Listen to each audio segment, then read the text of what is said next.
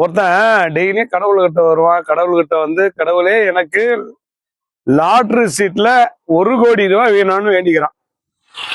டெய்லியும் வேண்டிக்குவான். ஒரு நாள் கடவுளே டென்ஷன் ஆகி அவங்ககிட்ட கண் முன்னாடி வந்து காட்சி கொடுத்தாரு. பலான்னு அடிச்சார். அவன் கேட்டான், ஏன் கடவுளை அடிக்கிறீங்கன்னு.